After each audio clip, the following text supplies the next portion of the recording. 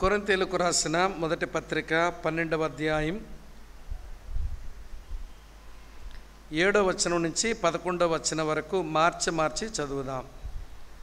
నేను ఒక వచనం చదువుతాను, మీరు ఒక వచనం చదవండి. 7. అయినను అందరి ప్రయోజనము కొరకు ప్రతి వానికి ఆత్మ ప్రత్యక్షత అనుగ్రహింపబడుచున్నది.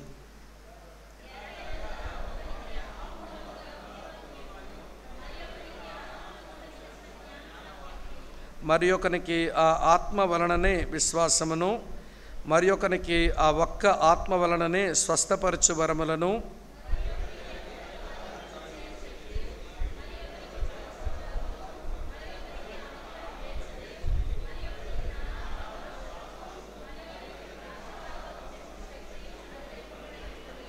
చివరి వచనం అందరు కలిసి చదువుదాం. అయినను వీటి అన్నిటినీ ఆత్మ ఒక్కడే తన చిత్తము చొప్పున ప్రతి వానికి ప్రత్యేకముగా పంచియిచ్చును. కార్యసిద్ధి కలుగు చేయవాడు, ఇచ్చుచు కార్యసిద్ధి కలుగు చేయవాడు. పరిచర్య పలు విధములు ప్రభువైన యేసు ఒక్కడే. వరములు రకరకములు అనుగ్రహించు ఆత్మ ఒక్కడే. ప్రార్థన చేసుకుని వాక్యం విందాం. పరమ తండ్రి, నీ కుమారుడు వాగ్దానం చేసిన ప్రకారం మీ వాగ్దానమును బట్టి పెంతెకోస్తు దినమున మీరు అనుగ్రహించిన పరిశుద్ధాత్మను బట్టి మీకు కృతజ్ఞతలు. ఆయన విశ్వాసులమైన మాతో చేసే ఆయన పనులు, మాలో ఆయన పండించే ఫలము మేము నేర్చుకోగలిగాము. ఈ చివరి సెషన్లో ఆయన అనుగ్రహించు వరములు గూర్చిన ధ్యానాలు మేము చేయడానికి కూర్చున్నాం. సహాయం చేసి మీరు మాకు నేర్పించుము. యేసు ప్రభు పేర స్తోత్రాలు చెల్లించి మీకే ప్రార్థిస్తున్నాము తండ్రి. Amen, amen. ప్రభునందు ప్రియ సహోదరులారా, ఆత్మఫలము ఆత్మవరములు ఈ రెండు క్రైస్తవ జీవితానికి బొమ్మ బొరుసు లాంటివి. ఈ రెండు ఒక క్రైస్తవుని జీవితంలో సాధన చేయబడితేనే అతని క్రైస్తవ జీవితం చాలా సమతుల్యంగా ఉన్నట్టు లెక్క. పరిశుద్ధాత్మ వరముల గురించి మనం అధ్యయనం చేయాలి అంటే ఒక 4 స్థలాలలో దీని గురించిన అధ్యయనం ఉంది బైబిల్లో. రోమీలకు రాసిన పత్రిక 12వ అధ్యాయంలో చదువుతాము. తర్వాత కొరింథీయులకు రాసిన పత్రిక 12వ అధ్యాయంలో చదువుతాము. అటు తర్వాత 14వ అధ్యాయంలో కూడా కొంత చదవాల్సి వస్తుంది. తర్వాత 1 పేతురు పత్రిక 4వ అధ్యాయంలో కూడా చదువుతాం. ఈ లేఖన భాగాలు ఆత్మవరముల గూర్చి బహు స్పష్టమైనటువంటి బోధను దేవుని పిల్లలమైన మనకు అవి ఇస్తాయి. 12వ అధ్యాయంలో వరముల గూర్చి రాసిన భక్తుడు, మళ్ళీ 14వ అధ్యాయంలో వరముల గూర్చి రాసిన భక్తుడు 13వ అధ్యాయంలో ప్రేమను గూర్చి రాశాడు.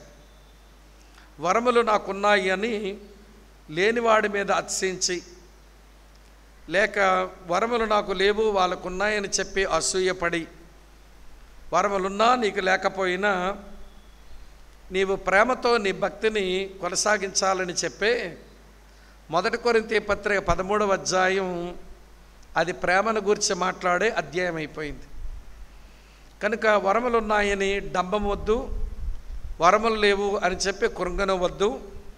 మనకివ్వబడిన వరములేంటో మనం తెలుసుకోవాలి, వాటిని సక్రమంగా మనం వాడాలి, మెట్టుకు దేవుని సంఘం యొక్క క్షేమాభివృద్ధి కొరకు ఉపయోగించాలి. ఫలము లోకములో ఉన్న వాళ్ళని క్రీస్తు వైపు ఆకర్షించడానికి, వరములు సంఘములో ఉన్న వారికి సేవ చేయడానికి. ఈ తేడా ఎప్పుడు మనసులో పెట్టుకోండి. ఫలము లోకములో ఉన్న వాళ్ళని క్రీస్తు వైపు ఆకర్షించడానికి. ఆ 9 ఫలభాగాలు దేవుని పిల్లల జీవితంలో ఇవి ఎసెన్షియల్, నాట్ ఆప్షనల్. అవి తప్పనిసరిగా కనబడవలసినవి. వరములు సంఘము లోపల ఉన్నవారికి సంఘము క్షేమాభివృద్ధి నొందుట కొరకై ఉపయోగించవలసినవి వరములు. ఈ గంభీరమైనటువంటి ఈ తలంపును మనసులో ఉంచుకొని మనం ఆత్మవరముల గురించి మనం ఆలోచించడం మొదలు పెడదాం. పౌలు కొరింథీయులకు రాసిన మొదటి పత్రికలోనే ప్రస్తావించబడిన కొరింథీ సంఘములో సమస్యలు క్రింది విధంగా ఉన్నాయి. ఈ పత్రిక కొన్ని సమస్యలకు పరిష్కారంగా వచ్చింది. అందులో ఒక సమస్య వరములు గూర్చిన గందరగోళం. పౌలు ఏ సంఘానికి మాట అనలేదేమో ఈ సంఘానితోనే అంటున్నాడు. చూడండి, చూపిస్తాను. కొరింథీయులకు రాసిన మొదటి పత్రిక 1వ అధ్యాయం చదువుతున్నాను. చూడండి ప్రియులారా, ఇలా ఉంది. 7వ వచనం చూస్తారా? కొరింథీయులకు రాసిన మొదటి పత్రిక 1వ అధ్యాయం 7వ వచనం. గనుక ఏ కృపావరమందును లోపము లేక మీరు మన ప్రభువైన యేసుక్రీస్తు ప్రత్యక్షత కొరకు ఎదురు చూచుచున్నవారు. వరముల్లో ఏమీ లోటు లేదంట ఈ సంఘానికి. దేవుని కృపావరములలో వీళ్ళు ఐశ్వర్యవంతులే. ఈ కొరింథీ సంఘానికి వరము లేదండి అని అనడానికి అవకాశం లేదు. అన్ని వరాలు వీరు కలిగి ఉన్నారు. కానీ ఒక విడ్డూరం మీతో చెప్పనా, ఇన్ని వరాలు కలిగి ఉన్న వీళ్ళను పౌలు భక్తుడు ఆత్మ సంబంధులు అని పిలవలేకపోతున్నాడు. ఇన్ని వరములున్న వీళ్ళను పౌలు భక్తుడు వీరు ఆత్మ సంబంధులు అని పిలవలేకపోవడం బలి విడ్డూరం అనిపిస్తుంది. చూడండి, 3వ అధ్యాయం 1వ వచనం ఏమి రాసిందో. సహోదరులారా, ఆత్మ సంబంధులైన మనుషులతో మాట్లాడినట్లు నేను మీతో మాట్లాడలేకపోతున్నాను. అన్ని వరాలు మీ దగ్గర ఉన్నంత మాత్రాన మీరు ఆత్మీయులని నేను అనుకోవడం లేదు. అందుకనే ఆత్మవరాలు ఉన్న వాళ్ళు చూసి వీళ్ళు ఆధ్యాత్మిక జీవితంలో వీళ్ళు జైంట్స్ బాగా ఎదిగిపోయారని ఎప్పుడు అనుకోకండి. ఇన్ని వరాలు ఉన్నప్పటికీ కూడా వీళ్ళు ఆత్మ సంబంధులుగా లేరట. ఎందుకు ఆ మాట అనవలసి వచ్చిందంటే, వాళ్ళ సమస్యలు వరుసగా మీ ముందు పెడతాను. ఈ వెలుగులోనే మీరు కొరింథీ పత్రిక చదవాల్సిందే. ఇక వేరొక వెలుగు లేదు. ఈ లైట్లోనే ఈ పత్రికను చదువుకోవాలి. సరే, వరుసగా జ్ఞాపకం చేస్తాను రండి. 1 నుంచి 4 అధ్యాయాల్లో ఆ సంఘముల విభజనలు, ఆ సంఘములో కలహాలు వచ్చేసినాయి. విభజన కలహాలు. ఒకడేమో నేను కేఫా వాడిని అంటున్నాడు, ఒకడేమో నేను పౌలు వాడిని అంటున్నాడు, ఒకడేమో నేను అపోల్లోకు చెందినోడిని అంటున్నాడు, ఒకడేమో నేను క్రీస్తుకు చెందినోడిని అంటున్నాడు. వీళ్ళ మధ్య ముఠా తగాదాలు వచ్చాయి. గ్రూపులు కట్టారు. వింటున్నారా ప్రియులా? ఫేవరెట్స్ని పెట్టుకున్నారు. వారి వెనకాల వీళ్ళు ఫ్యాన్స్ అయిపోయారు. చివరికి కొరింథీ సంఘంలో డివిజన్స్ వచ్చేసినాయి.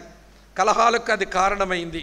ఈ మొదటి 4 అధ్యాయాలు ఆ విభజన కలహాల సమస్యకు పరిష్కారంగానే ఆయన రాశాడు అనే విషయం మీరు దయతో మనసులో ఉంచండి. రెండవ సంగతి ఏంటనంటే మోరల్ ఇంప్యూరిటీ, మోరల్ కరప్షన్, లైంగిక అనైతికత, సెక్సువల్ ఇమ్మొరాలిటీ, లైంగిక అనైతికత ఆ సంఘంలో చోటు చేసుకుంది. అందుకని 5-6 అధ్యాయాలు ఆ లైంగిక అనైతికతను అడ్రస్ చేయడానికే ఆయన పత్రికను రాయవలసి వచ్చింది. రాసుకోండి విషయాలన్నీ, అలా చదవండి. తర్వాత 6వ అధ్యాయం కొంత మనం చూస్తే అంతర్గత వైరుధ్యాలు, ఒక మాటలో ఇన్నర్ కాన్ఫ్లిక్ట్స్, ఒకటి మీద ఒకటి పడకపోవటం, ఎవరో వాళ్ళకి తీర్పులు చెప్పేవాళ్ళు లేకపోవడం, ఈ ఇంటర్నల్ కాన్ఫ్లిక్ట్స్తోనే సంఘం ఉంది. మరి కృపావరములో ఎందులోనూ లోపం లేను ఇలా బ్రతుకుతున్నారేంటి? అవును, కృపావరాలు ఉన్నంత మాత్రాన వాళ్ళ ఆత్మీయుడు అనుకోకండి. ఈ రోజున క్రైస్తవులకు ఆత్మీయులు కొలవడమే కొంచెం రావడం లేదేమో అనుకుంటాను నేను. ఎందుకనంటే వరాలుండి స్వస్థత చేస్తున్నాను, ప్రవచనాలు చెప్తున్నాను, లేక అది ఇది అనంటే ఒరే భలే ఆత్మీయుడండి అనుకుంటాం. మరి ఇప్పుడు కొరింథీయులను ఏమనుకోవాలి? ఇప్పుడు మనం కృపావరముల్లో ఏ వరములో కూడా లోపం లేను ఆత్మీయులు అనుకోవాలిగా. కానీ ఆయన అంటాడు ఆత్మ సంబంధులుగా మీరు కనబడ్డంలా. మీ మధ్య ముఠా తగాదాలు, మీ దగ్గర లైంగిక అనైతికత, అలాగనే మీ మధ్య అంతర్గత వైరుధ్యాలు ఉంటే మిమ్మల్ని ఆత్మీయులని ఎట్లా అనుకుంటానండి వరాలు ఉన్నంత మాత్రాన? మీరంటే ప్రియులారా, క్రిస్టియన్ కమ్యూనిటీకి ఉన్న రాంగ్ క్యాలిక్యులేషన్ ఏంటనంటే, రాంగ్ లెక్క ఏంటనంటే, వరములున్నోడు మనకు పెద్ద హీరో, అతనికి ఎన్ని వరాలు ఉన్నాయో ఆత్మీయుడు అనుకుంటాం. వరములున్నోడు పెద్ద ఆత్మీయుడు కాదు. అలా అనుకోవడం నీ అజ్ఞానం, నువ్వు మోసగించబడుతున్నావు అన్నమాట. కొంతమంది అంటుంటారు బిజీగా ఉంటారండి అని. అప్పుడు నన్ను కూడా పరిచయం చేస్తూ, స్వామన్న చాలా బిజీగా ఉంటాడండి, బిజీగా ఉంటాడు కాబట్టి ఆత్మీయుడు అన్నట్టు పరిచయం చేస్తారు. బిజీగా ఉన్నోడు ఆత్మీయుడైతే సైతాన్ ఆత్మీయుడు అయి ఉండాలి మరి. అవునా కదా చెప్పండి? 24 గంటలు దేవుని ముందు నిలబడి సహోదరుల మీద నేరం మోపువాడు 24 అవర్స్ బిజీగా ఉన్నాడు. మనమైనా ఒక 6-7 గంటలే నిద్రపోతాం రోజుకి. బిజీగా ఉన్నంత మాత్రాన వినండి మిత్రులారా, వారు ఆత్మీయులను ఎప్పుడూ కొలవకండి. అది రాంగ్ క్యాలిక్యులేషన్. బాగా వాక్యం తెలుసు కాబట్టి ఆత్మీయుడు అనుకోకండి. ఏమండి, యేసుప్రభు, వాక్యమైన యేసుప్రభుకే వాక్యంతో మాట్లాడు. సైతాన్ కంటే వాక్యం ఎరిగినోడు ఎవడున్నాడు? వాక్యమైన యేసుప్రభుకే వాక్యంతో మాట్లాడేటువంటి సాతాను కంటే వాక్యం ఎరిగినోడు ఎవడున్నాడు? మరి అతను ఆత్మీయుడని మనం అనగలమా? బైబిల్ అనడం లేదు, మనం అనలేము. కనుక వాక్యం ఎరిగినంత మాత్రాన, కృపావరాలు ఉన్నంత మాత్రాన, బిజీగా సేవ చేస్తున్నంత మాత్రాన ఆత్మీయులు అని ఒక సర్టిఫికేట్ ఇచ్చి మనం మోసగించబడకూడదు. అది అర్థం అవడానికి ఇంట్రొడక్షన్ చెప్తున్నాను. విభజనలు, కలహాలు, లైంగిక అనైతికత, అంతర్గత వైరుధ్యాలు ఇవి చాలవన్నట్టు ఈ సంఘంలో ప్రియులారా వినండి, వివాహ సమస్యలు. పెళ్లి చేసుకున్నోడేమో పెళ్లి చేసుకోలేని వాళ్ళ వలన ఏవో ఇబ్బందులు పడుతున్నాడు. తీరా పెళ్లి చేసుకున్న భార్యాభర్తల మధ్య ఒకరి శరీరాలు ఒకరి అంకితం చేసుకున్న బతకడమెట్లనో ఈ సంఘస్థులకు రావటంలా. అందుకనే వినండి ప్రియులారా, కాన్జుగల్ కాన్ఫ్లిక్ట్, సంసారంలో చిక్కులు ఈ సంఘంలో ఉన్నోళ్ళు తెచ్చుకున్నారు. అది 7వ అధ్యాయంలో అడ్రస్ చేశాడు. 8-10 అధ్యాయాల దగ్గరికి వచ్చేసరికి విగ్రహాలకు అందించే ఆహారం తినడం మొదలుపెట్టేశారు.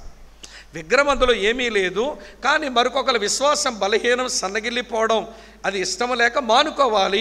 కానీ విగ్రహాల ముందు పెట్టేదాన్ని తినేస్తున్నారు వీళ్ళు. దాన్ని అడ్రస్ చేయడానికి అధ్యాయాలు వాడుకున్నాడు. అక్కడ తాగలేదు. వినండి చెప్తాను.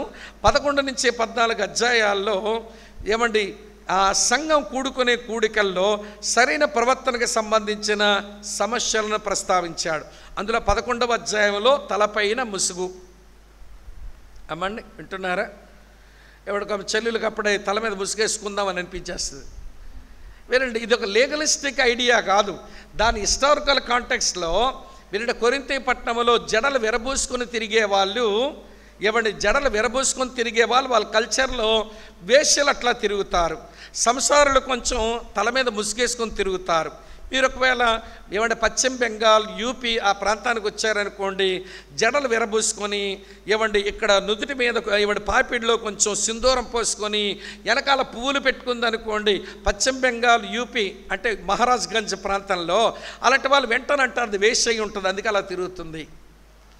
ముసుగేసుకుని కనబడింది అనుకోండి, ఆమె బతికంత చెడిపోయినా లోపల ఆమె సంసార కిందనే సమాజం పరిగణిస్తుంది. కొరింథీ చర్చిలో చాలామంది వేశ్యలుగా ఉన్న వాళ్ళే మారి లోపలికి వచ్చారు. కానీ వేశ్యలుగా ఉన్నప్పుడు విరబూసుకొని తిరగడం వాళ్ళకి అలవాటు అయిపోయింది. ఇప్పుడు అలా తిరుగుతుంటే సంఘం అంటే ఒక గదిలో కూడుకుంటారుగా, వేశ్యలు అక్కడికి వెళ్తున్నారు, అక్కడేదో పాపం జరుగుతున్నది అని ఒక నింద సంఘానికి వస్తుంది. కనుక అమ్మ కొంచెం సిస్టర్స్ ముసుగులు వేయండమ్మా, మీ మగోళ్ళు గౌరవం పాడు చేసేకండి, వాళ్ళు ఇన్సల్ట్ అయ్యే మాటలు బయట వినబడుతున్నాయి అని ఆ కాంటెక్స్లో చెబితే మయ్యగారులు ఏమో దానికి రూల్ చేసి తల మీద ముసుగేసుకొని నా మెట్టుందా, మోకాలుందా, కంచుందా, కాపుదలుందా, చీకట పట్టిందా నా ముసుగేస్తే ఇప్పుడు దేవదూత, నీకు ముసుగైపోతే ఇవిడ బ్రహ్మరాక్షస రూల్ చేసి పెట్టారేంటండి మన వాళ్ళు? కాంటెక్స్ట్ అక్కర్లేదా మనకు? హిస్టారికల్ కాంటెక్స్ట్ మనం అర్థం చేసుకోమా? ఒక వచ్చిన అక్షరార్థంగా తీసుకెళ్ళి మనుషుల మీద పడేస్తామా? ఏమో మన అయ్యగారులు చేసే వాళ్ళకం అట్లుంటుంది. ఒక ఆయన అన్న నేను వాక్యం చెప్పను, నేను కూర్చుని అన్న ఏమన్నా అంటే ముసుగేసుకోకుండా కనబడ్డాను నాకు 2-3. నేను వాక్యం చెప్పను, వెళ్ళి కూర్చోండి. ఏమన్నా ఏమైంది ఇక్కడ అంటే 2-3 ముసుగేసుకొని లేరయ్యా అన్నాడు. పోనీ ఏమైపోయిందన్నా? వాళ్ళు పెద్ద ప్రభువుని ఎరిగిన వాళ్ళు కాదు, వచ్చి వాక్యం చెప్పండి. వింటున్నారా? బేస్తవారిపేట అని ప్రకాశం జిల్లాలో జరిగిన విషయం చెప్తున్నాను. ముసుగు వేయలేదట 2-3 అక్కలు, వాళ్ళు ప్రభువుని నమ్మిన వాళ్ళు కాదు, కొత్తగా వచ్చిన వాళ్ళు ఉన్నారట. ఈయన వాక్యం చెప్పడంట. వాళ్ళు ముసుగైపోతే కలంకం అంటేస్తుందేమో ఇతగాడి శరీరానికి. ఏమి ఆలోచిస్తారండి మన వాళ్ళు అనిపిస్తూ ఉంటుంది. సరే, నేను ఎవరిని తప్పుపడ్డం లేదు, కానీ అమ్మ ఇది లీగలిస్టిక్ ఐడియా కాదు, దీని వెనకాల హిస్టారికల్ కాంటెక్స్ట్ ఉంది. కానీ తల మీద ముసుగు గురించి 11 అధ్యాయంలో ప్రస్తావించిన భక్తుడు ప్రభురాత్రి భోజన సంస్కారాన్ని గురించి 11వ అధ్యాయం 17-34 వచనాల్లో దాన్ని డీల్ చేస్తున్నాడు. ప్రభురాత్రి భోజనం అంటే రాత్రే తినాలి, ఇదొకటి ఉందట. మొన్న ఎవడో అడిగాడు, ఇది పెద్ద ప్రశ్న, రాత్రి చెయ్యాలా పగలు చెయ్యాలా? నువ్వు రాత్రన్నా చేయి పగలన్నా చేయి, కానీ బాబు నీ పాపక్షమాపణ విమోచన కొరకు రక్తం కార్చి తన శరీరం అర్పించుకొని యేసుని జ్ఞాపకం చేసుకోరా నాయన, నా కొరకైనా మరణించాడని ప్రకటించు. నువ్వు రాత్రి తిన్నా పర్లేదు, పగలు తిన్నా పర్లేదు అని చెబితే పర్వాలేదంటారా? మయ్యగారు రాత్రే అని రాత్రులు వస్తున్నాడండి. ఈ రాత్రులు వచ్చినోడు తర్వాత తెలిసింది ఆ రాత్రులు భాగవతం ఏంటో. నేను అనలేను ఎక్కడి నుంచి. రాత్రే మందంతా రాత్రే ప్రభురాత్రి భోజనం అని, ప్రభురాత్రి భోజనాన్ని రాత్రులు పిలిచి పిలిచి పిలిచి ఆయనకు శుభరాత్రి చేసుకుండగా దొరికినాడు. మీకు అర్థం కాల. పగలు తీసుకోవడం పెద్ద నేరం అంటే అతని దృష్టిలో. వింటున్నారు? ఈ విషయం మీకు ఎందుకు చెప్పాల్సి వచ్చిందనంటే, మీరంటే ప్రిన్సిపల్ ఐడియా వదిలేసి ప్రాక్టీసెస్లో డిఫరెన్స్ని బట్టి కొట్టుకు చేస్తున్నారు మన వాళ్ళు. దీనికి ఎసెన్షియల్స్, నాన్ ఎసెన్షియల్స్ ఉంటాయి. ఏవి ఖచ్చితంగా మౌలిక సిద్ధాంతాల విషయం, సత్యం విషయంలో గట్టిగా పట్టుబట్టి ఉండాలి. చిన్న చిన్న డిఫరెన్సెస్ ఉంటే అది ఏ కాంటెక్స్టో, ఏ ప్రాంతమో, ఏ సాంప్రదాయమో వీటన్నిటిలో ఆలోచించాలి. అవన్నీ ఆలోచించడానికి హెర్మెనెటిక్స్ చదవరుగా మనోళ్ళు. ఏమంటే బైబిల్ భాష్యం, బిబిలికల్ హెర్మెనెటిక్స్ అక్కడ రాకే మనం చాలా తప్పులు చేస్తున్నామే అనిపిస్తూ ఉంటుంది. సరేలేండి, ఏదైతే ప్రాబ్లమ్స్ ఉన్నాయో మొత్తం అంతా మీ ముందు పెట్టాను. సరే, 12 నుంచి 14 వచనాల్లో స్పిరిచువల్ గిఫ్ట్స్ని ఎక్సర్సైజ్ చేయడం, ఆధ్యాత్మిక వరముల్ని వ్యాయామం చేయటానికి గురించి ఇందులో రాశాడు. అది ఇప్పుడు మనం ఆలోచించబోతున్నాం, చదివాం కూడా. సరే, 15-16 అధ్యాయాలకు వచ్చేసరికి 15వ అధ్యాయంలో సువార్త మరియు పునరుత్థానానికి సంబంధించిన సత్యాన్ని మరోమారు ఆయన చెప్పాడు. ఈ 15వ అధ్యాయంలో గాస్పల్ అండ్ రెజరెక్షన్ దీని గురించిన సత్యాలు 15 అధ్యాయాలు ఉంటాయి. 16 అధ్యాయంలో ముగింపులో పరిశుద్ధుల కోసం కొంచెం డబ్బులు సేకరించండి అమ్మా, మరి రక్షణ పొందిన వాళ్ళ సంఘం ఉన్న వాళ్ళ పేదాలను జ్ఞాపకం చేసుకోవాలి, వాళ్ళకి మనకు కొంచెం డబ్బులు ఇవ్వాలని చెప్తే దాని గురించి చెప్పడానికి 16వ అధ్యాయం రాశారు. ఇది 1 కొరింథీ పత్రిక 16 అధ్యాయాలు. ఇది ఒక ప్రాబ్లమ్స్ని అడ్రస్ చేయడానికి 1వ అధ్యాయం నుంచి 16 అధ్యాయం వరకు ఆ చర్చిలో తలెత్తిన సమస్యలను అడ్రస్ చేయడానికి 16 అధ్యాయాలు రాసిన భక్తుడు 12 నుంచి 14 అధ్యాయాలు మధ్యలో ప్రేమ అధ్యాయం రాసి వరముల గూర్చిన ప్రస్తావన తెచ్చాడు. కాబట్టి వరముల గురించి మనం తప్పక నేర్చుకోవాలి. నేర్చుకున్న తర్వాత వినండి, వరముల విషయమై మన వైఖరి ఎలా ఉండాలో చెప్తాను. నూతన నిబంధనలో ఆధ్యాత్మిక వరముల యొక్క 3 విభాగాలు మనం చూస్తాం. వరములని 3 భాగాలుగా విడగొట్టింది బైబిల్. అంటే మనం విడగొట్టుకోవాలి. 1 కొరింథీ పత్రిక 12వ అధ్యాయం, రోమిలికి రాసిన పత్రిక 12వ అధ్యాయం, తర్వాత 1 పేతురు పత్రిక 4వ అధ్యాయం, ఇవన్నీ చదివినప్పుడు 3 రకాల, ఇంకోటి మర్చిపోయాను, ఎఫెసీయులకు రాసిన పత్రిక 4వ అధ్యాయం చదివినప్పుడు ఈ వరముల ప్రస్తావన ఉంటుంది. ఈ 4 పోర్షన్స్ గుర్తుపెట్టుకోండి. మళ్ళీ చెప్తాను. రోమా 12, 1 కొరింథీ 12, తర్వాత ఎఫెసీ పత్రిక 4, 1 పేతురు పత్రిక 4. ఈ భాగాలలో వరముల ప్రస్తావన ఉంటుంది. కనుక ఈ వరములన్నీ ఒక దగ్గర రాసుకుని విభజించవలసి వస్తే వాటిని మనం 3 రకాలుగా విభజించవచ్చు. మొట్టమొదటి దానికి ఆత్మవరములు, స్పిరిచువల్ గిఫ్ట్స్ అని పేరు పెట్టచ్చు. రెండో భాగానికేమో సభ్యత్వ వరములు, మెంబర్షిప్ గిఫ్ట్స్ అని చెప్పచ్చు. మూడోదేమో పరిచర్య వరములు, మినిస్టేరియల్ గిఫ్ట్స్ అని 3 భాగాలుగా వరముల్ని విడగొట్టవచ్చు అన్నమాట. నాతో ఉన్నారా మీరు? ఆత్మవరములు అనేది ఒక భాగం. ఇది ఏంటో తర్వాత చెప్తాను. సభ్యత్వ వరములు అంటే చర్చిలో మెంబర్స్గా వాళ్ళకు ప్రభు ఇచ్చిన వరములు ఏంటి, వాటిని ఎలా వాడుకోవాలో చూద్దాము. తర్వాత పరిచర్య వరములు ఏంటో ఒక 5 ఉన్నాయి. దాని మీద ఎవరో ప్రశ్న కూడా ఇందాక రాశారుగా, అది కూడా చెప్తాను. మినిస్టేరియల్ గిఫ్ట్స్ ఏమో దాని గురించి చివరిలో చూస్తాం. ఈ 3 భాగాలుగా వరుసగా చెప్తాను రండి. మొట్టమొదటిది ఆత్మవరములు. ఆత్మవరములు ఏంటి? 12వ అధ్యాయం 7 నుంచి 11 వచనాలు ముందు చదివామే. అందులో మీకు 9 వరాలు కనబడతాయి. 1 కొరింథీ పత్రిక 12వ అధ్యాయం 9 నుంచి ఇలా రాసి ఉంది. 8 నుంచి చదవాలి. 8 నుంచి చదివితే ఈ 9 వరాలు కనబడతాయి. వరుసగా లిస్ట్ అవుట్ చేస్తాను చూడండి.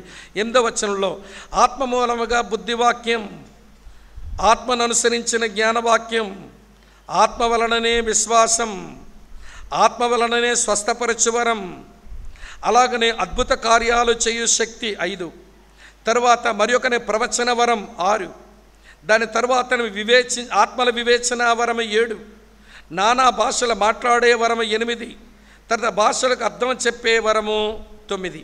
ఇక్కడ 9 వరాలు ఉన్నాయి. యేసుక్రీస్తునందు రక్షణ పొంది మారు మనసు సంఘములో చేర్చబడిన ప్రతి వానికి కూడా ఇందులో పరిశుద్ధాత్మ దేవునికి ఇష్టము చొప్పున ఆయన అనుగ్రహిస్తారు. 11వ వచనం చూడండి ఎంత బాగుంటుందో.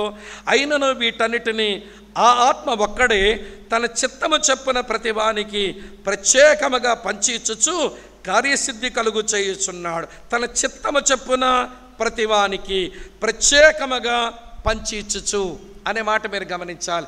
ఆయన ఇష్టమంది ఇస్తాడు. ఆయనకి ఆ వరం ఇచ్చావు నాకెందుకు ఇవ్వలేదని అడగడానికి నీకు హక్కు లేదు. ఏమండి, లేక ఆయనకి ఆ వరం ఇచ్చావు నాకెందుకు ఇవ్వలేదని దేవుని దగ్గర భీష్మించుకోవడానికి వీళ్ళు. ఆయన సావరిన్, ఆయన చిత్తము చొప్పున ఏమండి మీరు ప్రతి వానికి ప్రత్యేకముగా వరములు అనుగ్రహిస్తాడు. అయితే ఇది చర్చ్ లోపల ఉన్న బిలీవర్స్ అందరూ వీటిని కలిగి ఉండొచ్చు. ఆయన చిత్తము చొప్పున ఏది ఇస్తే అది కలిగి ఉండొచ్చు. అయితే ఇందులో కొన్ని తంటాలు ఉన్నాయి. ఏమిటా తంటాలనంటే, ఆ వరము నూతన నిబంధన కోణంలో చూడడం కొంతమందికి రావడం లేదు. ఈ యొక్క విషయం మీతో చెప్తాను. ఇందులో ఎక్కువ సమస్య తీసుకొచ్చే వరం ఏమిటి అని అంటే, ఎవడి బుద్ధివాక్యాలు కౌన్సిలింగ్ మినిస్ట్రీ, జ్ఞానవాక్యాలు కౌన్సిలింగ్ మినిస్ట్రీ, విశ్వాసం మన లోపల వచ్చిన విశ్వాసాన్ని అంతకంతకు అభివృద్ధి చేస్తాడు, దానికి ఇబ్బంది లేదు, స్వస్థపరచు వరం, ఇదే పెద్ద తంట. దానికి అంత ప్రశ్న కూడా రాశారు కదా. ఒక విషయం అడుగుతాను, నాకు చెప్పండి. పెయింటింగ్ వర్క్ తిమోతి ఇంజనీర్ గారు చెప్పాలి. పెయింటింగ్ వర్క్ నేర్చుకున్నాడు రాజమండ్రిలోనే పెయింటింగ్ వేయగలడా, మా శ్రీకాకుళంలో కూడా వేయగలడా? ఎక్కడైనా వేయగలడు. ఇప్పుడు స్వస్థపరచు వరం ఉన్నవాడు మీటింగులు పెట్టే స్వస్థత కార్యాలు చేస్తాడా, లేక హాస్పిటల్ దగ్గర టెంట్ వేసుకుని కూడా చేయగలడా? చెప్పండి చెప్పండి చెప్పండి.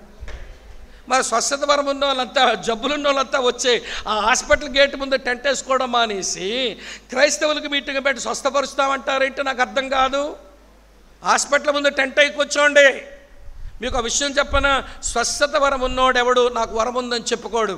ఆడు చెప్పాడంటే ఆడు మాయిదారు మనిషి. నమ్మొద్దు. వాడు నీ దగ్గర నుంచి లాక్కోవడానికి, పీక్కోవడానికి, నీ దగ్గర ఉన్నదంతా నీ పర్సు ఖాళీ చేయడానికి వాడు చేస్తున్నాడు.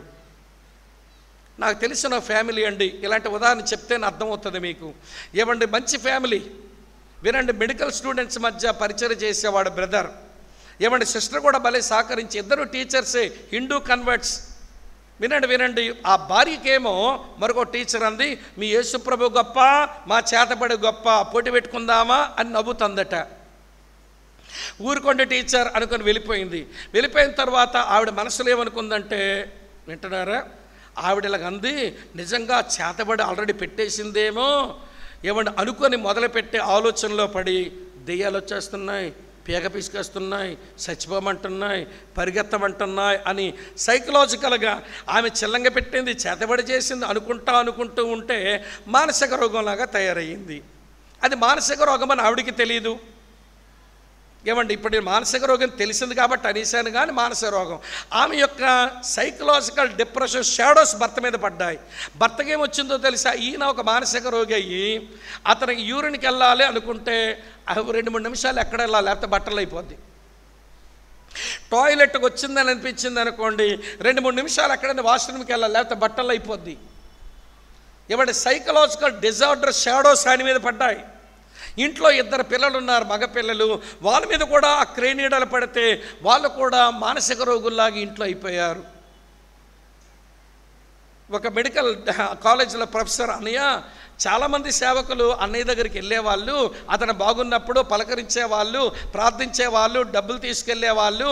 మరి ఆయనకి ఆ పరిస్థితి వస్తే ఒక సేవకుడు చూడ్డా అని అంటే, ఎక్కడుంటాడమ్మా అంటే, పలానా దగ్గర ఉన్నారన్నా, మీరేమన్నా పట్టించుకొని వెళ్ళండి అన్న అంటే పరిగొట్టుకొని వెళ్ళానండి వాళ్ళ ఊరు. 7 గంటలకు దిగాను, ఫ్రెష్ అయిపోయి 11 గంటలకు కూర్చున్నాం. ఏంటో చెప్పండి మీ ఇద్దరు సంగతి. 2 గంటలు మాట్లాడారండి. 11 నుంచి 2 గంటల వరకు మాట్లాడుతుంటే ఏమంటే నేను కూడా ఒక 2 అన్నయ్యలను తీసుకుని వెళ్ళా, తోడుగా ఉంటుంది విషయం, మనం డిజైన్ చేయొచ్చు అని తీసుకెళ్ళా. వీళ్ళు చెప్పిన మాటలన్నీ విన్నాక అర్థమైన విషయం ఏంటనంటే, వీళ్ళ నలుగురికి సైకలాజికల్ డిజార్డర్ ఉంది. మరి మీరు ఎక్కడ చూపించుకోలేదంటే స్వస్థత ప్రార్థనలకు డబ్బులు కడుతున్నాం అంటున్నారు. స్వస్థత ప్రార్థనలకు డబ్బులు పంపిస్తున్నారంట. ఎవరితో స్వస్థత ప్రార్థన చెయ్యేస్తుంది ఏమే, పంపండి 10,000 అంటుందట. 10,000 ఎందుకు అమ్మంటే, పంపరా అంటుందట. పంపుతాడు ఇతడు. Google pay, PhonePe. మీకు చెబితే ఆశ్చర్యపోతారండి. మేము స్వస్థత ప్రార్థనలు చేస్తామని వాళ్ళిద్దరి దగ్గర నుంచి వారు లాక్కున్నది 13 లక్షలు మామూలుగా లెక్కపెట్టి చెప్పారు. 13 lakhs పీకేశారండి. ఎవరా సేవకులు నరకండి. చెప్పడానికి నేనే మొండోడిని చెప్పేస్తాను, కానీ మళ్ళీ అది రికార్డ్ అవుతుంది కదా, మళ్ళీ వరి బాబు మా పరువు తీస్తున్నాడని మళ్ళీ నా మీద టార్గెట్ చేస్తారు. అరే 13 లక్షలు పీకుతున్నారు ఏంటండి? మరి మీకు స్వస్థత వరం ఉంటే ఒకసారి చేస్తే తగ్గిపోగలగా, ఇన్నిసార్లు ప్రార్థన చేసి మళ్ళీ లక్షలు వేలు లాగేశారేంటి? మరి మీరు నీ వరం ఉన్నోళ్ళేనా మీరు?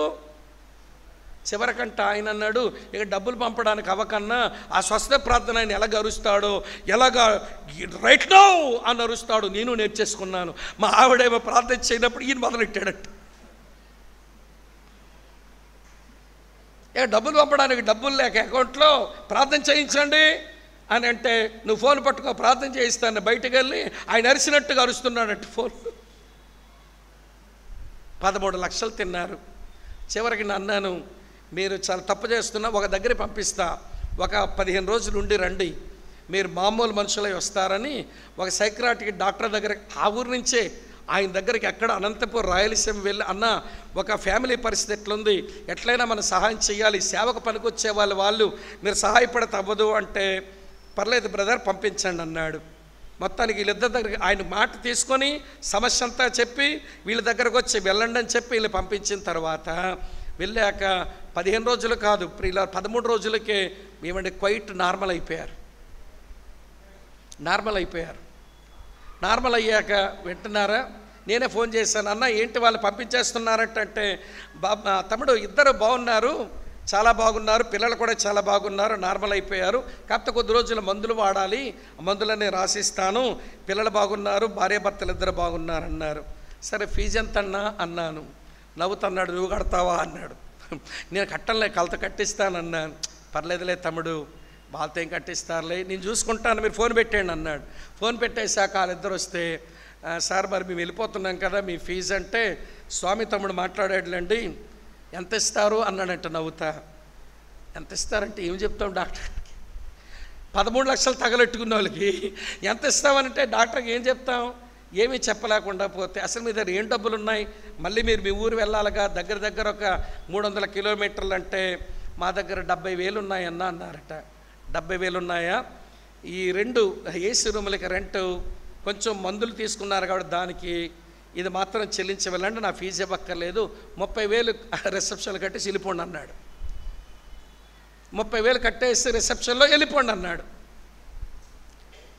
ఏమండి, 13 లక్షల స్వస్థత వరం ఉందని పీక్కు తిన్నారే అయ్యగారులు, 30,000తో బాగుపడి మళ్ళీ సేవలో బాగున్నారు. ఇప్పుడు చాలా బాగా సేవ చేస్తున్నారు ఈ రోజుల్లో. ఇదంతా మీకు ఎందుకు నేను చెప్పానో తెలుసా ప్రియులారా, నీకు స్వస్థత వరం ఉంది అనే మాట అయితే, అందుకే తిమోతి గారిని సాక్ష్యం పెట్టి అడిగాను. పెయింటర్సు రాజమండ్రిలో పెయింటింగ్ వేయడం వచ్చినోడు శ్రీకాకుళంలో మా పనికి వస్తాడా లేదంటే, ఎక్కడ పెయింట్ వేసేవాడు అక్కడ పెయింట్ వేయగలడు, ఎక్కడ స్వస్థత వరం ఉండి వాడుతున్నవాడు ఎక్కడైనా స్వస్థత వరం వాడగలడు. ఏమంటే మీటింగుల్లోనే స్వస్థత వరవాలు, అది కూడా బుర్ర మీద చెయ్యేసి ఒక ఊపి కింద తోసేస్తున్నారు దొంగ మొఖాలు. మళ్ళీ దానికేంటో తెలిసి ఈలే పెద్ద దేవుళ్ళు అయినట్టు, right now in the name of Jesus, right now. నువ్వు దేవుడువా, పైనున్నోడు దేవుడా? నువ్వు దేవుని వాక్యం చెబుతూ ఉండగా ఒకవేళ ఎవరైనా బాగుపడడం అవసరమని ప్రభువించితే, నీ వాక్కు ద్వారా ప్రార్థన ద్వారా బాగుపడితే బాగుపడిని, అసలు చెప్పుకోవడానికే అవసరం లేదు. మళ్ళీ దానికి మైక్ ఇస్తావు. ఆవిడంటే, ప్రియులారా నాకు తలకాయ నొప్పి రాగానే అన్నయ్య ప్రార్థన చేయగన పావురం వచ్చి ఒక తన్ను వెళ్ళిపోయింది, తలనొప్పి ఎగిరిపోయిందట. పావురం కాదు తన్నాల్సింది, ఏమండి ఒక ఎద్దొచ్చి నీ తలకాయ తన్నేయాల్సింది, అప్పుడు బుద్ధి వచ్చిన ఇవిడికి. మళ్ళీ మైక్ తీసుకుని పెద్ద సాక్ష్యం, ఆయనేమో సాక్ష్యం చెప్పించుకోవడం. అసలు నువ్వు వరమున్న మనిషి అయితే అట్లుండవే. మీరు లేని వరం ఉన్నదని చూపించుకునేటువంటి ఏమంటే మోసగాళ్ళు ఉన్నారు క్రిస్టియన్ కమ్యూనిటీలో. ఎవరో మంచి క్వశ్చన్ రాశారు, స్వస్థత వరం ఉందని మోసాలు చేస్తున్నటువంటి రోజుల్లో ఏం చెయ్యాలని అంటే ఇదే చెయ్యి. వాడికి వరం ఉంటే వాడు చెప్పుకోడు, వాక్యం వినడానికి కూర్చోబెట్టు, ప్రభు కనికరిస్తే వాడే బాగుపడతాడు అనారోగ్యం ఉన్నవాడు. అంతేగాని స్వస్థత వరం ఉన్నోడి దగ్గర తీసుకెళ్తే 13 లక్షలు పోతాయి. మరి చూసుకో. ఇదొకటి. రెండో సంగతి, వరమల్లో ఇంకోటి ఇబ్బంది, ఇక్కడ ఉన్న 9లో మరొక ఇబ్బందికరమైన మరొక గిఫ్ట్ ఏంటనంటే, వినండి, ప్రవచన వరం. ఫలానా వాడితో నీకు పెళ్ళవుతుంది, యేసు నామములో నేను చెబుతున్నా, ప్రభువు యెహోవా సెలవిచ్చున్నదేమనగా నీకు ఆడితో పెళ్ళగునుగాక, ఆమేన్. ఇది ప్రవచనం అండి. ఒక ఆయన అన్నాడు, దేవుడు నాకు ప్రవచనం చెప్పాడు మగపిల్లాడ పడతాడని. మళ్ళీ ఈయన చదువుకుంది ఎంటెక్ అండి. వాక్యం చెప్పగలిగిన వాడు, ఇంగ్లీషులో అనర్గళంగా వాక్యం ప్రసంగించే సహోదరుడు, బోల్డంత వాక్యం ఎరిగిన వాడు, ఎవడో చెప్పిన ప్రవచనం నమ్మేసి మగపిల్లడ పుడతాడు బ్రదర్ అన్నాడు. మంచిది బ్రదర్, కంగ్రాచులేషన్ చెప్పేమంటావన్నాను. అంటే అప్పుడే వద్దులేడు, పుట్టాక చెబుతులే అన్నాడు. సరే మొత్తానికి ఆ డెలివరీ అయితే ఆడపిల్ల పుట్టింది, మగపిల్లాడు పుట్ల. ఏం బ్రదర్ అంటే ఏదో అయిందిలేండి అన్నాడు. మళ్ళీ రెండోసారి సిస్టర్ కన్సీవ్ అయితేనో మళ్ళీ వచ్చి అంటాడు, బ్రదర్ ఈసారి ఖచ్చితంగా మగపిల్లాడని ప్రవచనం వచ్చింది బ్రదర్ అన్నాడు. కంగ్రాచులేషన్ చెప్పేమంటావా అన్నాను. వద్దులేండి బ్రదర్ పుట్టాక చెబుతారు అన్నాడు. రెండోసారి కూడా మళ్ళీ ఆడపిల్లే పుట్టింది. వింటున్నారా ఏంటి ప్రవచనాలు? పిల్ల పుట్టుద్ది, నీకు ఉద్యోగం వచ్చుద్ది, ఇల్లు కడతావు, కారు కొంటావు, పిల్లకి పెళ్ళి అవుద్ది, పిల్లకి మరి పిల్లాడ పడతాడు. ఇవన్నీ దొంగ ప్రవచనాలు. ఇలాంటి దొంగలు తయారయ్యారు క్రిస్టియన్ కమ్యూనిటీలో. వింటున్నారా లేదా? మళ్ళీ సిస్టర్ కన్సీవ్ అయింది. బ్రదర్ 2 సార్లు అట్లా అయింది, కానీ ఈసారి మాత్రం మగపిల్లాడే అని ప్రవచనం వచ్చింది అన్నాడు. బ్రదర్ మీరు ఎంత డిసీవ్ అవుతున్నా మీకు అర్థం కావడం లేదంటే, ఆ ప్రవచనాన్ని చెప్పినోడు ఎవడో చెప్పండి, ఆడ సంగతి చెప్తాను మాట్లాడతానంటే, లేదు బ్రదర్ అతను ఏం చెప్పినా 2 సార్లు మోసపోయి కూడా చూడండి ఎలాగున్నాడు ఇతగాడు. సరే ఈసారి కూడా మగపిల్లాడంటే పోని అనుకున్నాను, నేను కంగ్రాచులేషన్ చెప్తాను అడగలా. ఈసారి మనకు తెలుసు కదా ఏం చెప్తాం, ఇతగాడు కంగ్రాచులేషన్స్ అని. 2 సార్లు డిసీవ్ అయిపోయాడు. మొత్తం అతడు నేను ఇంకొక ఆయన ఏమంటే గుంటూరు జిల్లాలో ఒక మీటింగ్కి వెళ్తేను ఫోన్ ఇక్కడే పెట్టాడు. ఆయన వాష్రూమ్కి వెళ్ళాడు స్నానానికి. ఈలో ఫోన్ మోగింది. ఫోన్ మోగితే మాతో వచ్చినటువంటి ఆయన ఫోన్ ఎత్తాడు. ఎత్తగానే సిస్టర్ డెలివరీ అయ్యారండి, చెప్పండి పాప పుట్టిందని చెప్పాడు ఆయన. ఎవరు అటు నుంచి ఫోన్లో. ఇతగాడే ఫోన్ పెట్టేసి వాష్రూమ్ దగ్గరికి వెళ్ళి నిమ్మరోజ్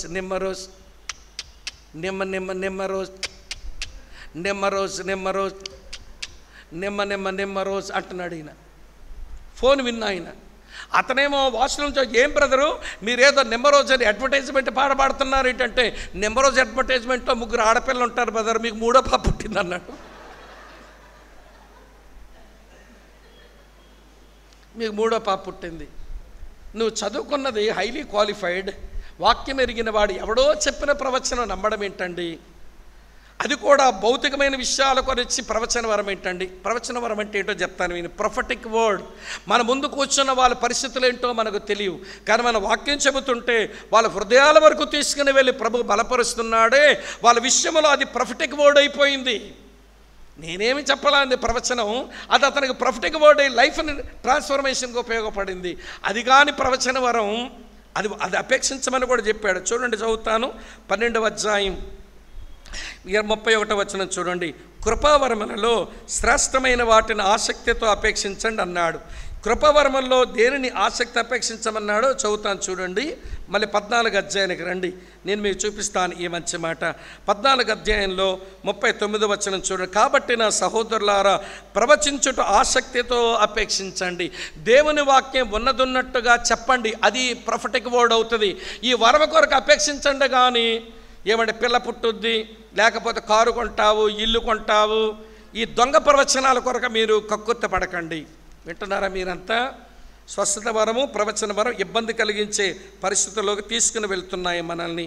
అటు తర్వాత ఏంటంటే నానావిధ భాషలు మాట్లాడే వరం, దీని గురించి కూడా చెప్పాలి. ఏమండి అపోస్తలుగా 2వ అధ్యాయంలో వాళ్ళకి ఆ వరం వచ్చింది. వరం వస్తే వాళ్ళందరూ భాష మాట్లాడుతుంటే విన్న వాళ్ళకి ఏం అర్థమైందండి? వారి భాషల్లో అర్థమైంది. మరి మీరు మాట్లాడుతుంటే మాకు అర్థం కావడం లేదేంటి? ఓ రికందరియా కబ కబ కబ కబ కబ అంటుంటే మాకు అర్థం అవట్లా. ఏంటంటే దేవదూతల ప్రార్థన, పోనీ నీకు అర్థమైంది చేసావా? పోనీ నువ్వు దేవదూతలతో ప్రార్థన చేస్తున్నావు అనుకుందాం, దేవుడితో మాట్లాడుతున్నా, నీకు అర్థమయ్యే మాట్లాడుతున్నావా? ఇప్పుడు సమర్థించడానికి ఏవో పదాలు వాడేసుకొని మాకు భాషల వరం ఉందన్నట్టు, అక్కడ భాషలు ఎందుకు ఇచ్చాడో దాని విశేషమే ప్రత్యేకమండి. అన్ని జనులకు సాక్షార్థంగా సంఘములోనికి వినండి వాళ్ళని చేర్చుకోవడానికి రుజువుగా ఆ వరమనిస్తే, మరి తర్వాత ఎప్పుడు దాని గురించిన ప్రస్తావనే లేకపోతే ఈ భాషల వరం మాకుంది అని మాట్లాడుతుంటే ఏమని అనుకోవాలండి? నేను ఒక దగ్గర వాక్యం చెప్తుంటే ఒక అమ్మాయి చాలా అందమైన పాప వింటూ ఉంటేనో శ్రద్ధగా వింటుంది అనుకున్నాను. ఆమె మొక్కబొక్కలు మారిపోతుండే దెయ్యం పట్టినట్టు పిల్లగా అనుకున్నాను. సరే మొత్తానికి వాక్యం అయ్యా ప్రార్థన చేద్దాం అనేసరికి, ప్రభు అయిన యెహోవానైన నేను సెలవిచ్చినదేమనగా ప్రవచనం చెప్తానని మాట్లాడుతుంటే అక్కడ కార్యక్రమం నడిపించే పాస్టర్ గారు, మిగిలిన పాస్టర్ గారు, ప్రభా స్తోత్రం స్తోత్రం స్తోత్రం హల్లు చెప్పండి అందరూ అని హల్లు చెప్పించి ఆవిడ చుట్టూ మోకరించారు.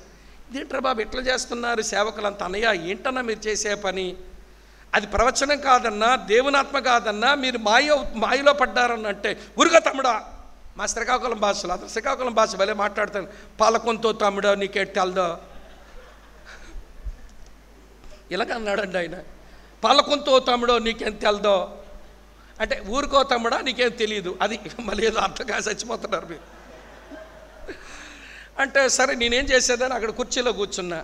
ఇక కబడ్డీ ఆడిస్తుందండి వీళ్ళతో. రే నువ్వు అక్కడ సిగరెట్లు తాగేమంటుంది ఎవడ పాస్టర్కి, అతగాడు పరుగో ఇక ఉంటే ఏమైపోతాను అనుకున్నాడు. మరి ఎక్కడ చూసిందో ఏమైందో, ఇక ఎవరి గురించి ఏం మాట్లాడాలో తెలియదు కదా. అంతా అయిపోతే కబడ్డీ అంతా చూశాకన్నాను, అన్నా అది దేవునాత్మ కాదు, ఇది దురాత్మ పని, మీరు ఆగండి అని అంటే నీ తెలివి తమ్ముడు అంటున్నాడు. మళ్ళీ ఆగి యేసు నామములో ఇది దేవుని సన్నిధి, ఒక్క మాట మాట్లాడడానికి వీల్లేదు, నోర్మై అన్నాను.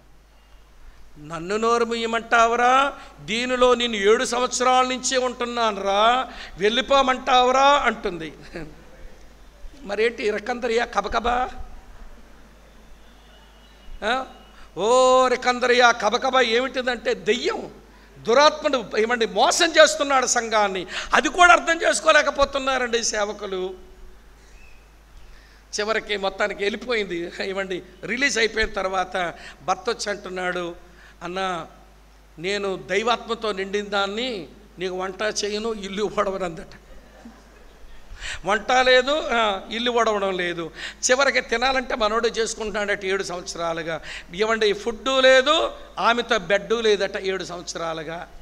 ఈ విడాకులు ఇచ్చేద్దామని అనుకున్నానన్న, దేవుడు కనుగరించి మీటింగులో అది దురాత్మని అర్థమైంది, బయటకు వచ్చిన సంతోషం అంటున్నాడు. సేవకులారా వినండి ప్రతిదాన్ని. అందుకనే యోహాని మాట అన్నాడండి. ఒక్క విషయం చూపిస్తాను, టైం అయిపోయింది. 1 యోహాను పత్రిక 4వ అధ్యాయంలో, ప్రియులారా అనేకులైన అబద్ధ ప్రవక్తలు లోకములోకి బయలుదేరారు కనుక ప్రతి ఆత్మను నమ్మక ఆయా ఆత్మలు దేవుని సంబంధమైనవి కావో చెప్పండి. ఏం చేయండి మీరు? పరీక్షించండి. కనుక ఈ 9 వరాలు సంఘములోకి వచ్చిన విశ్వాసులకు అనుగ్రహిస్తాడు. ఆయన చిత్తము చొప్పున ప్రతివానికి అవసరమును బట్టిస్తాడు.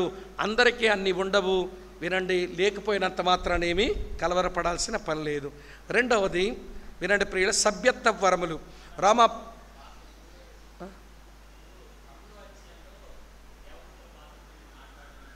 దేవదూతలకి ఒకవేళ భాష ఉంటే అది మాట్లాడినా కానీ ప్రేమ లేకపోతే వ్యర్థమని చెప్పడం. దేవదూతలకి ఏదో భాష ఉందని కాదు అక్కడ మీనింగ్. అంటే ఇప్పుడు మాట్లాడిన భాష దేవదూతల భాష కాదు. దేవదూతలకే ఒకవేళ భాష ఉంటే అది ఒకవేళ మాట్లాడినట్టుగా నేను మాట్లాడగలిగిన, ప్రేమ లేని వాడిని అయితే వ్యర్థున్నా బాబు, ప్రేమ ఎక్సర్సైజ్ చేయండి, భాష కాదని చెప్పడానికి. అపొస్తలుల గారు 2వ అధ్యాయంలో చెప్పబడిన భాషలు అది పరిశుద్ధాత్మ దేవుడు యూదుల సంఘంలో చేర్చుకోవడానికి సిగ్నిఫికెన్స్గా భాషలు ఇచ్చాడు. ఒకరు మాట్లాడుతుంటే వాళ్ళు మాట్లాడుతుంటే అందరికి అర్థమవుతున్నాయి. లేదంటే ఒక అర్థం కాకపోతే అర్థం చెప్పేవాడు ఎవడో ఒకటి లేవాలి. అది అర్థమవుతుందా? మరి ఈ రోజున ఆ భాషల వరం నా మట్టుగా నా కన్విక్షన్ అయితే ఇట్ వాజ్ సీజ్డ్.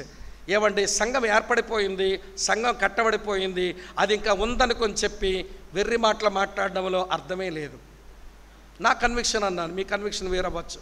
భాషలు మాట్లాడేవాడు వేరు, భాషలకు అర్థం చెప్పేవాడు వేరు. ఇంటర్ప్రేటర్ వేరు, భాష మాట్లాడేవాడు. అంటే ఇప్పుడు ఎవరైనా ఫారినర్ వచ్చాడు అనుకోండి, ఆడొక్కడ గలగల మాట్లాడుకుంటే ఏం ప్రయోజనం? పక్కన ఎవడు నిలబడాలా?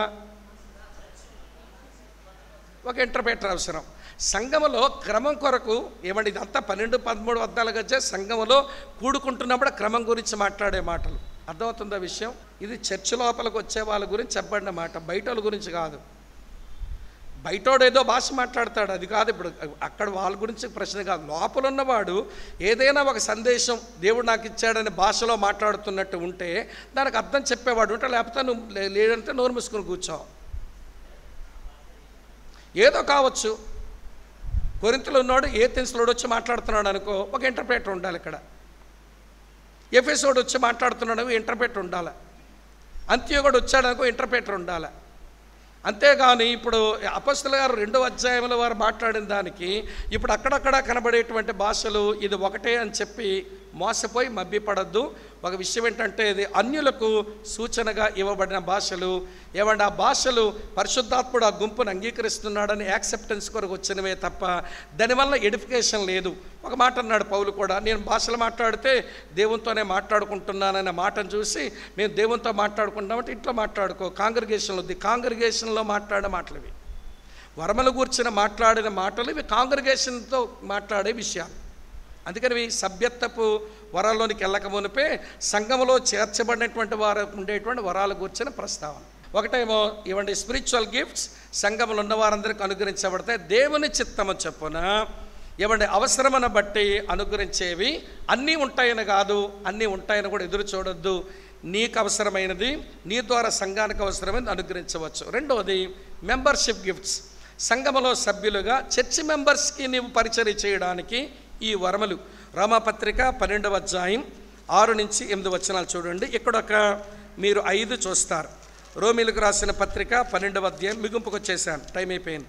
రోమాపత్రిక 12వ అధ్యాయం ఏమంటే ఇక్కడ 5 విషయాలు చూస్తారు. 6-7 చూడండి. ఇలా ఉంది, మనకు అనుగ్రహింపబడిన కృప చొప్పున వేరువేరు కృపావరములు కలిగిన వారమై ఉన్నాము గనుక ప్రవచన వరమైతే విశ్వాస పరిమాణం చొప్పున ప్రవచింతము, పరిచర్య అయితే పరిచర్యలోను, బోధించువాడైతే బోధించుటలోను, హెచ్చరించువాడైతే హెచ్చరించుటలోను పని కలిగి ఉందము, పంచిపెట్టువాడు పంచిపెట్టడంలోను, శుద్ధ మనసుతో పై విచారం చేయవాడు పై విచారం చేయడంలోను, జాగ్రత్తతో కరుణించేవాడు సంతోషముతో పని జరిగించవలెను. ఇక్కడ 7 ఉన్నాయి, వరుసగా చెప్తాను వినండి. దేవుని వాక్యం చెప్పడం, అది విశ్వాస పరిమాణం చెప్పున వాక్యం చెప్పడం ఒకటి. రెండవది సాటి మనిషిగా పరిచర్య చేయడం. మూడవది బోధనా పరిచర్య. నాలుగవది ఎగ్జార్టేషన్ మినిస్ట్రీ, హెచ్చరించడం. ఐదవదేమో ఉన్నదాన్ని పంచిపెట్టడం. ఆరోదేమో నాయకత్వపు వరమది. ఏడవదేమో కనికరించే వరమిది. ఈ 7 వరములు నువ్వు చర్చిలో మెంబర్ అయితే మిగిలిన మెంబర్స్ కొరకు ఏదైతే అవసరమో అది వాడు అన్నీ మళ్ళీ ఉంటాయని అందరికని కాదు. అందరూ బోధించరు, అందరూ ప్రవచించరు, అందరూ పరిచర్య చేయరు, అందరూ వింటున్నారా ఈ మాట పంచిపెట్టలేరు, అందరూ కనికరించలేరు, అందరూ పై విచారం చేయలేరు. బట్ ఏ వరమైతే నీకు ఇచ్చాడో ఆ వరమును గుర్తించి ఆ వరముతో చర్చిలో ఉన్న సభ్యులకు నీవు పరిచర్య చేయాలి. అందుకే దీన్ని మెంబర్షిప్ గిఫ్ట్స్ అన్నారు. చర్చిలో నువ్వు సభ్యుడివైతే ఈ వరములతో స్థానిక సంఘానికి పరిచర్య చేయి. ఇది రెండో సంఘం. చివరి విషయం చెప్పి ముగిస్తా. చివరి విషయం ఏంటనంటే నిర్దిష్టమైన వ్యక్తులకు ఇవ్వబడిన వరములు. దీన్నే 5-fold మినిస్ట్రీ అన్నారు. ఇవి పరిచర్యకు వరములు, 5 పరిచర్యకు వరములు. సంఘము కట్టబడ్డానికి దేవుడిచ్చిన నిర్దిష్టమైన వ్యక్తులు, అందరూ కాదు. మొట్టమొదట అపోస్తలుడు, దేవుని వాక్య సత్యాలు తీసుకొని సంఘములో పునాది సత్యాలు అందించేవాడు. తర్వాత ప్రవక్త. ఎవరి అపోస్తులు ప్రవక్తలు సంఘం యొక్క పునాది పనిచేసి ముగించారు అన్నాడు. ఎవడి ఎఫెసీ పత్రిక 2వ అధ్యాయం 20-21 చదువుకోండి. ఇవ్వండి సంఘం కట్టబడేందుకు, సంఘములో పరిచర్య ధర్మం జరగడానికి, సంఘములో ఉన్న ప్రతి వ్యక్తి ఎవడి క్రీస్తునందు సంపూర్ణులు అవ్వడానికి వీళ్ళ పరిచర్య. 3వ పరిచర్య కాపరి పరిచర్య. 4వది ఉపదేశకుడు. 5వది సువార్తికుడు. వినండి, ఇక్కడ విషయం జ్ఞాపకం చేస్తాను. ఈ రోజున సంఘములో లోకల్ చర్చిలో ఉండేది కాపరులు, ఉపదేశకులు, సువార్తికులు. అపోస్తల్స్ పని అయిపోయింది, వాళ్ళు ఫౌండేషన్ వేశారు. మనమందరం కూడా టెర్మినాలజీ ప్రకారం అయితే మనమంతా అపోస్తులు అంటే అర్థం ఏంటండి? పంపండి. మనం టెర్మినాలజీ ప్రకారం మనంతా పంపబడిన వాళ్ళమే. అలాగని అపోస్తులుని బిరుదు పెట్టుకుందామా మన పేరుకు ముందు? అపోస్తులుడు అనే బిరుదుకు కొన్ని క్వాలిఫికేషన్స్ ఉన్నాయి. పునరుత్థానుడైన యేసును చూచి ఉండాలి, ఒక ప్రత్యేకమైన సందేశంతో ప్రత్యేకమైన గుంపు దగ్గరకు పంపబడిన వాడై ఉండాలి. అతను ట్రూ అపోస్టల్. కనుకనే వినడు, అపోస్తులు కాకయే అపోస్తులను చెప్పుకున్న వారిని ఆపింది ఎఫెస్ సంఘం ఆ రోజున. ఈ రోజున కూడా అట్లాంటి వాళ్ళు ఉన్నారు, కానీ ఆపేవాళ్ళు ఎవరు లేరు.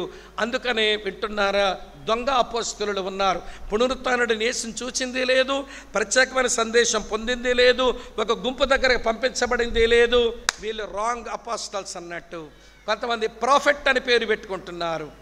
ప్రాఫెట్ అని అంటే వీరంటే రాబోయే దాని గురించి మాట్లాడేవాళ్ళు, వాక్య సత్యాలు సంఘం కొరకు చెప్పిన వాళ్ళు. ఎవడు అత్యోగ సంఘానికి ఎవరు వచ్చారు?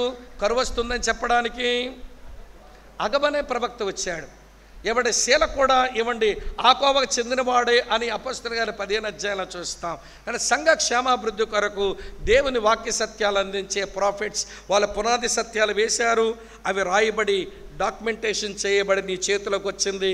ఎక్కడ ఎవరైనా నేను అపొస్తలుడను నేను ప్రవక్తని అనుకుంటే మనం నమ్మాల్సిన పని లేదు. నమ్మితే నీ సంగతి నువ్వే చూసుకో. ఒక ఆయన ప్రవక్త అంట, ఆ ప్రవక్త ఆత్మ ఇస్తాడంట.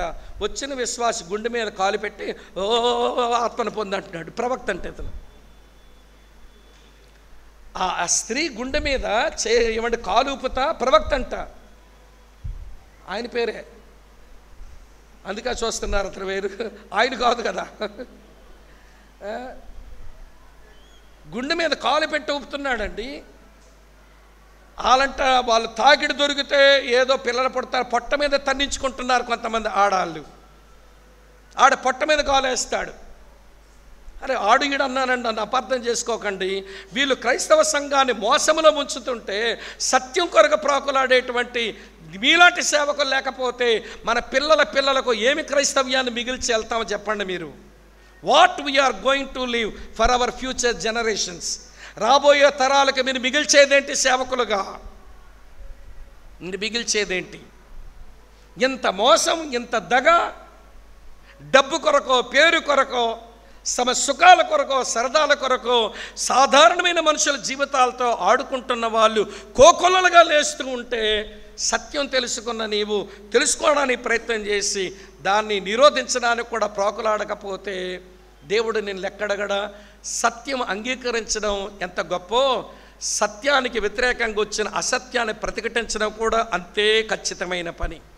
నువ్వు ₹1 పని చేసి రూపాయి పని చేసినట్టు ఫీల్ అయితే ఎట్లా? సత్యాన్ని నమ్మేవు ₹1, అసత్యాన్ని ప్రతిఘటించు మిగిలిన ₹1 అవుతుంది. అప్పుడు 100% ఏమైనా ట్రూ గాడ్ సర్వెంట్, ట్రూ బిలీవర్గా బ్రతికినట్టు అవుతుంది. ఇంతకంటే ఎక్కువ చెప్పలేను. ఏమైనా మిగిలింది మీరు ఆలోచించుకోండి. చివరి విషయాలు 2 ప్రశ్నలు మీ ముందుంచి ముగిస్తాను. నీకున్న వరమును నీవు గుర్తించావా? మినిస్టీరియల్ గిఫ్ట్లో నువ్వెవరు? సువార్తికుడువా, కాపరివా, ఉపదేశకుడువా? లేక మెంబర్షిప్ గిఫ్ట్స్లో ఏ గిఫ్ట్ మీకు ఇవ్వబడింది? ఆ గిఫ్ట్ చర్చలో నువ్వు వాడుతున్నావా? స్పిరిచువల్ గిఫ్ట్స్ ఏమిచ్చినాడు సంఘ క్షేమాభివృద్ధి కొరకు? ఏమి నువ్వు వాటిని గుర్తించే నీవు వాడడానికి సిద్ధపడుతున్నావు? రెండోది, సంగమనందు దానిని వినియోగిస్తున్నావా? నీకున్న వరమును గుర్తించకపోయినా, దానిని వినియోగించకపోయినా నీకున్న వరమును నువ్వు సమాధి చేసావని తెలుసుకో. నీకున్న వరమును సమాధి చేసావని తెలుసుకో. తర్వాత లేకపోతే దాన్ని సమాధి చేసావా? దానికి నువ్వు నేను ఏమండి లెక్క చెప్పుకోవాలి.